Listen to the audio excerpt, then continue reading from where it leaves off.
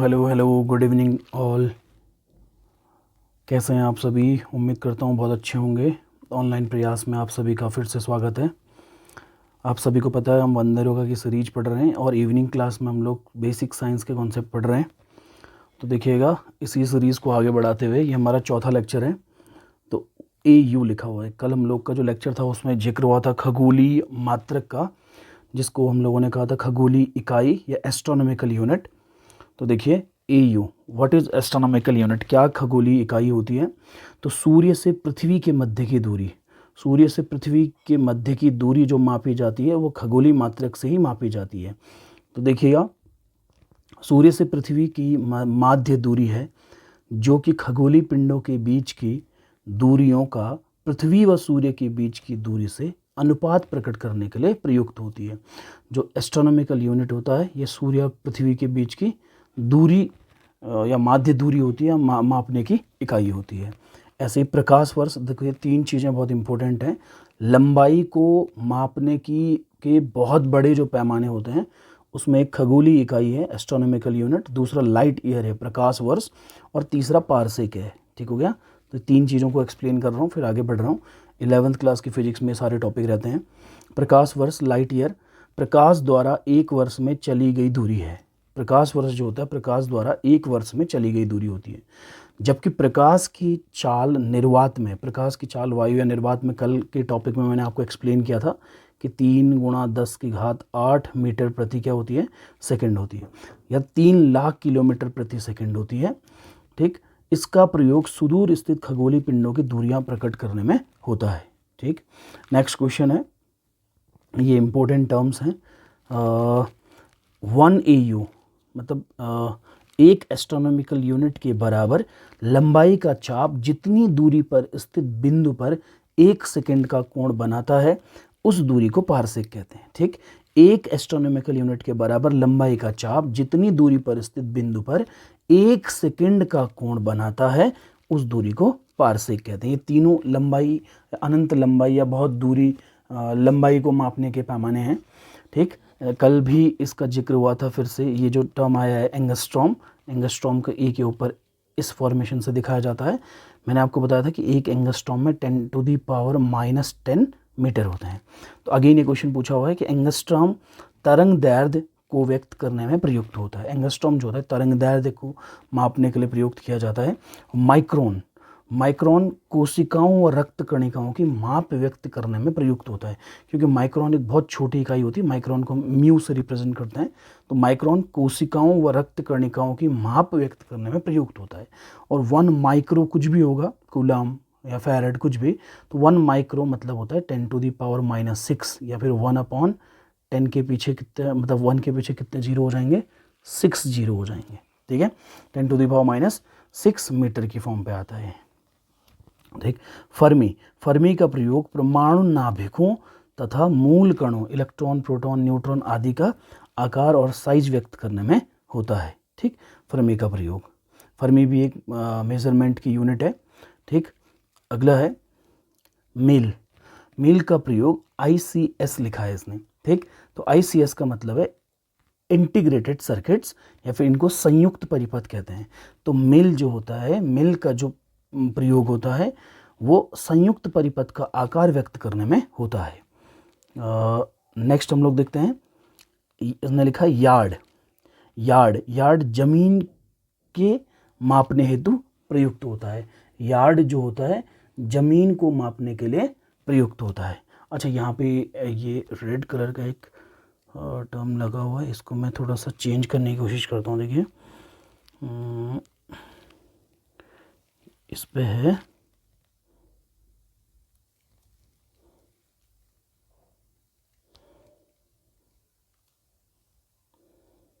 No colour, हम करते हैं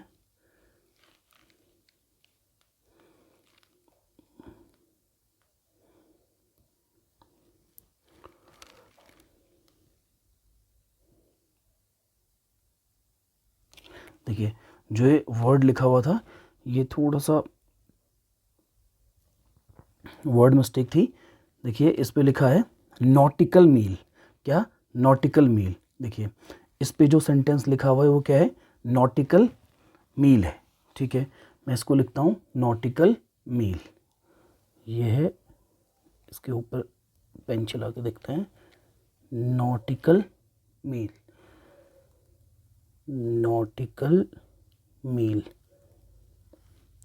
ठीक। नॉटिकल मील का प्रयोग, यही क्वेश्चन, इस क्वेश्चन का जिक्र हम लोगों ने कल वाले लेक्चर में भी किया हुआ है कि नॉटिकल मील जो होता है इसका प्रयोग समुद्री दूरियों को मापने में होता है। नेक्स्ट क्वेश्चन देखते हैं।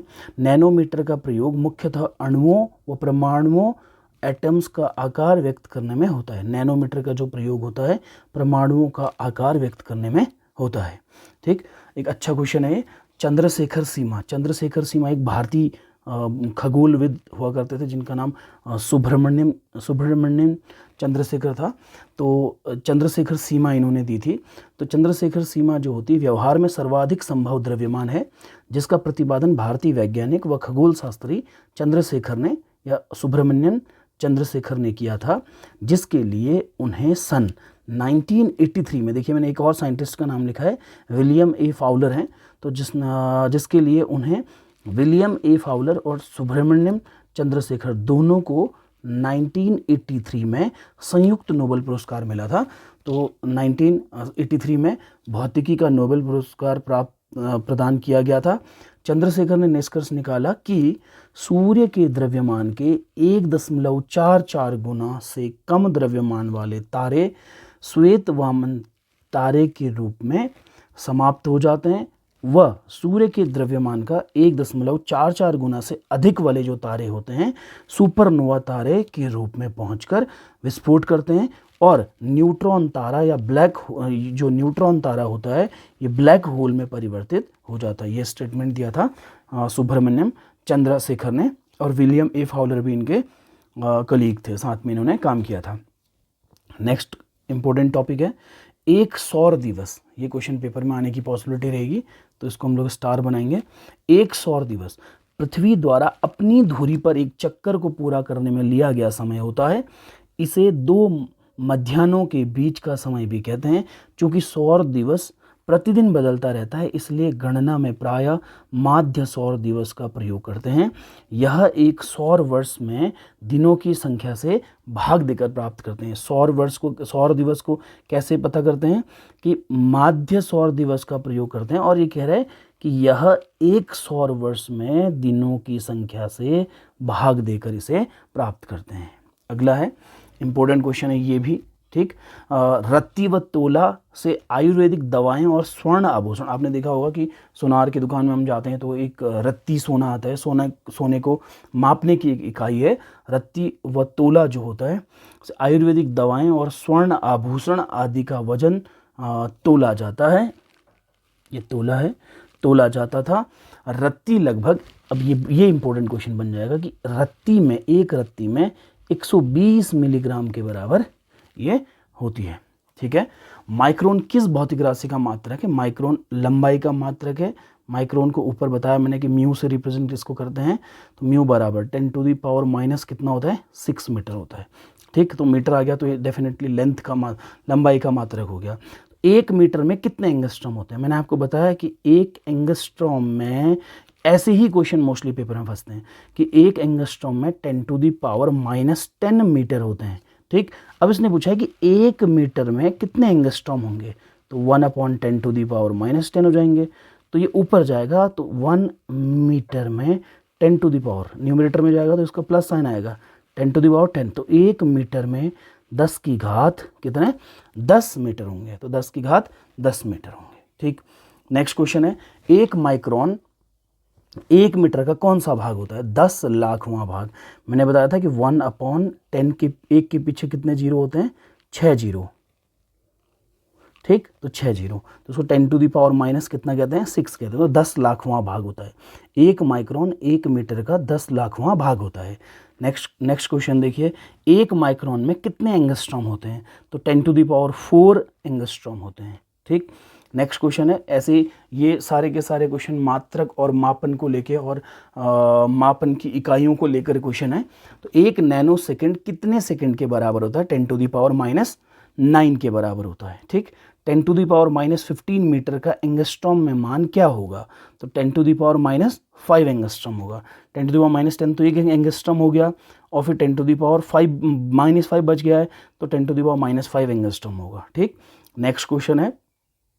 मैं उम्मीद कर रहा हूँ, बार बार मैं रिपीट करते रहता हूँ कि आप नोट्स और पेन पकड़ के बैठे होंगे, और उम्मीद करता हूँ कि ये सारी चीज़ें आप नोट कर रहे होंगे और आपकी प्रिपरेशन बहुत अच्छी चल रही होगी। तो इम्पोर्टेंट ये मात्रक एवं मापन से महत्वपूर्ण प्रश्नों का हम लोग जिक्र कर रहे हैं। ठीक, और कल मॉर्निंग की जो क्लास होगी वो केमिस्ट्री क्लास होगी। केमिस्ट्री में हम लोग 2021 का जो पेपर था, 11 जून का जो पेपर है, उसके केमिस्ट्री और बायोलॉजी के क्वेश्चनों को हम लोग एक्सप्लेन करेंगे यहाँ पे। ठीक, तो पीले प्रकाश की तरंग दैर्ध्य 5800 एंगस्ट्रॉम है, मीटर में इसका मान क्या होगा? देखिए, आप आराम से कन्वर्ट कर सकते हैं, क्योंकि आपको पता है एक एंगस्ट्रॉम में 10⁻⁻10 मीटर होते हैं। ठीक, और 1 मीटर में बताया आपको कितना होता है? 10⁻10 मीटर होते हैं। तो अब पीले प्रकाश की तरंग दैर्ध्य इतनी दी हुई है, मीटर में इसका मान कितना होगा? तो 5.8 गुणा 10⁻⁷ मीटर होगा। ठीक, डॉप्सन, ये बहुत अच्छा क्वेश्चन है। फिर से, डॉप्सन इकाई का प्रयोग किसके मापन में किया जाता है? तो ओजोन परत की मोटाई नापने के लिए डॉप्सन इकाई का प्रयोग किया जाता है। इस क्वेश्चन में हम 2025 का जो बंदरगाह का पेपर होना है उसमें हम लोग लिख सकते हैं कि डॉप्सन इकाई का प्रयोग किसके मापन में किया जाता है। पेपर में 100% आने की पॉसिबिलिटी है, ओजोन परत की मोटाई नापने में। ठीक, नेक्स्ट क्वेश्चन है, हाइड्रोजन परमाणु में इलेक्ट्रॉन नाभिक के चारों ओर 10⁻6 नैनो सेकेंड में एक चक्कर लगाता है, तो इलेक्ट्रॉन 1 सेकंड में कितने चक्कर लगाएगा? तो 10 की घात कितने चक्कर लगाएगा? 15 चक्कर लगाएगा। ठीक, अच्छा, मैक संख्या किस राशि का मात्रक है? मैक संख्या किस राशि का मात्रक है? तो मैक संख्या जो होती है वो उच्च वेग को मापने के लिए प्रयुक्त की जाती है। तो उच्च वेग के मापन के लिए मैक संख्या का प्रयोग करते हैं। देखिए, अगला क्वेश्चन है, ऊष्मा का मात्रक क्या होता है? तो ऊष्मा का जो मात्रक होता है वो क्या होता है? कैलोरी। और आपको बताया गया कि ऊर्जा का जो मात्रक होता है क्या होता है? वो जूल होता है। ठीक है, अगला क्वेश्चन देखिए, नौ संचालन में दूरी के किस मात्रक का प्रयोग किया जाता है? ऊपर देखिए, एक जगह पे आपको एक वर्ड मिसिंग दिख रहा था, उसके ऊपर रेड स्ट्रिप दिख रही थी, मैंने इसके ऊपर लिखा था नॉटिकल मील। तो नॉटिकल मील नौ संचालन मतलब नौकायन में, नौ संचालन में दूरी के किस मात्रक का प्रयोग किया जाता है? नॉटिकल मील का। बहुत सारे क्वेश्चन थोड़ा सा फॉर्मेट चेंज हो के वही क्वेश्चन है, पर तरीका अलग अलग है पूछने का, तो मैंने सारे तरीकों को यहाँ एक्सप्लेन किया हुआ है। ठीक, अगला, विद्युत धारिता कैपेसिटी, हम लोग कह सकते हैं विद्युत धारिता, इलेक्ट्रिक कैपेसिटी का जो मात्रक होता है फैरड। सबसे पहले धारिता पे काम एक साइंटिस्ट थे फैरड, इन्होंने काम किया, तो इनके नाम के बेसिस पे ही ये यूनिट पड़ गई है। तो धारिता संधारित्र होता है, जिसकी एक पॉजिटिव प्लेट होती है, एक नेगेटिव प्लेट होती है, तो इसकी एक अपनी धारिता होती है, क्योंकि किसी भी चालक को दिया गया आवेश उसके विभव के समानुपाती होता है। तो Q बराबर C/V, और जहाँ C होगी कैपेसिटी होगी, तो C = Q/V होता है। तो इसका एक मात्रक कूलाम प्रति वोल्ट भी होता है, कूलाम प्रति वोल्ट भी होता है। ठीक, इसका एक मात्रक कूलाम प्रति वोल्ट भी होता है, और इसका असली मात्रक फैरड होता है। ठीक हो गया। और एक माइक्रो फैरड में 10 की घात ऋण 6 फैरड होते हैं, और एक पीको फैरड में 10 की घात ऋण 12 फैरड होते हैं। ठीक, और कभी कभी क्वेश्चन ऐसा भी पूछता है कि 1 माइक्रो और माइक्रो फैरड में कितने फैरड होते हैं? तो 10⁻⁻ कितने? 12 फैरड इसी में होते हैं। ठीक हो गया। अगला क्वेश्चन है, शक्ति का मुख्य मात्रक क्या होता है? शक्ति का मुख्य मात्रक वॉट होता है, इसी को जूल प्रति सेकंड भी पढ़ते हैं हम लोग। ठीक, परमाणुओं व नाभिकों के द्रव्यमान किस इकाई में व्यक्त किए जाते हैं? AMU में, एटॉमिक मास यूनिट, इसको एटॉमिक मास यूनिट पढ़ते हैं। तो परमाणुओं व नाभिकों के द्रव्यमान एटॉमिक मास यूनिट में मेजर किए जाते हैं। ये भी अच्छा क्वेश्चन है। अगला क्वेश्चन देखिए, द्रव्यमान का सबसे बड़ा व्यवहारिक मात्रक क्या है? तो तो द्रव्यमान का सबसे बड़ा व्यवहारिक जो मात्रक होता है चंद्रशेखर सीमा है। आपको पता है सुब्रमण्यम चंद्रशेखर एक खगोलविद थे जिन्होंने चंद्रशेखर सीमा के बारे में बताया था, और द्रव्यमान का ये सबसे बड़ा व्यवहारिक मात्रक है। चंद्रशेखर सीमा का प्रयोग कहाँ होता है? अब क्योंकि ये व्यवहारिक मात्रक है, बहुत बड़ी दूरियों के लिए मेज़र किया जाता है, ये चंद्रशेखर सीमा का मेज़रमेंट जो होता है बड़ी दूरियों के उसमें यूज़ होता है। चंद्रशेखर सीमा का प्रयोग कहाँ होता है? तो तारों का द्रव्यमान प्रदर्शित करने में। ठीक, विलियम ए फाउलर और सुब्रमण्यम चंद्रशेखर को दोनों साथ में इनको नोबेल मिला था, ये आपको पता है, मैंने ऊपर डिस्कस किया हुआ है। ठीक, अगला क्वेश्चन है कैरेट किस राशि का मात्रक होता है? तो जो कैरेट होता है द्रव्यमान व सोने चांदी आदि धातुओं की शुद्धता का। आपको पता होता है कि अभी मार्केट में जो गोल्ड चल रहा है 24 कैरेट का होता है, 22 कैरेट का होता है, 20 कैरेट का होता है। तो 24 कैरेट जो होता है प्योर गोल्ड लगभग माना जाता है, और 22 कैरेट थोड़ा कम प्योर, 20 कैरेट और कम प्योर होता है। तो कैरेट किस राशि का मात्रक है? द्रव्यमान या फिर सोने चांदी आदि धातुओं की शुद्धता का जो मात्रक होता है ये कैरेट होता है। ठीक हो गया। यूजुअली आपने देखा होगा मार्केट में गोल्ड की बात करेंगे 24 कैरेट, 22 कैरेट, 20 कैरेट, इसका डिस्कशन चलता है। ठीक, नेक्स्ट क्वेश्चन है प्रतिरोध का मुख्य मात्रक क्या होता है? तो प्रतिरोध का जो मुख्य मात्रक होता है ओम होता है। मैंने आपको बताया था कि ओम के नियम से V = IR होता है, और यहाँ से R = V/I। तो V मतलब वोल्ट और I मतलब धारा, धारा का मात्रक होता है क्या? एम्पियर। तो वोल्ट प्रति एम्पियर या फिर ओम, वोल्ट पर एम्पियर या फिर ओम इसका मात्रक होता है। ठीक, नेक्स्ट क्वेश्चन देखिएगा, विभवांतर का मुख्य मात्रक। विभवांतर का मुख्य मात्रक क्या होता है? वोल्ट होता है।